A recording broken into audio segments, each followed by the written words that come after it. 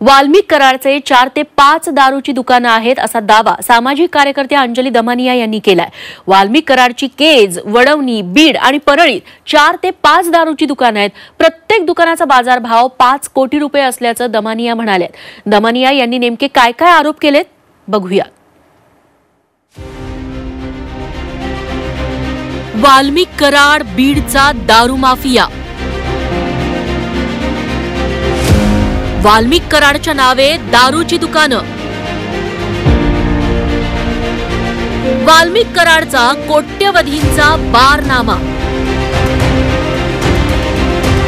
परळीचा बाहुबली वाल्मिक कराडच्या एकाहून एक सुरस कहाण्या समोर येऊ लागल्यात। वाल्मिक कराडनं खंडणी आणि गुंडगिरीतून गोळा केलेला पैसा दारूच्या धंद्यात गुंतवल्याची माहिती समोर आली आहे।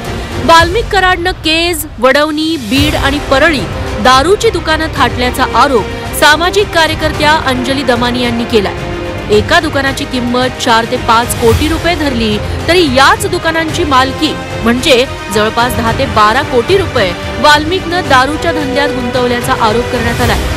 पत्रात असंही लिहिलंय की एक त्यांचा बार कमीत कमी 5-5 कोटीचा आहे। असे 4 ते 5 बार आहेत। म्हणजे काय चाललंय काय? मग याच्यावरनं नक्कीच वाटतं जे आमदार बोलतायत ते खरं बोलतायत। दारूच्या दुकानांमधली उलाढाल लाखोंच्या घरात असल्याचा दावाही दमानिया यांनी केलाय। वाल्मिकनं गुन्हेगारीतून कमावलेला पैसा पुन्हा दारू धंद्यातून दुप्पट तिप्पट केल्याचंही दमानियांचं म्हणणं आहे। बारसाठी त्यानं 2.25 कोटी रुपयांना जमीन खरेदी केली आणि त्या जमिनीवर त्याला एका रात्रीत बारची परवानगीही मिळाल्याचा दावा त्यांनी केलाय। या संदर्भातली काही कागदपत्रही दमानिया यांनी सादर केली आहेत।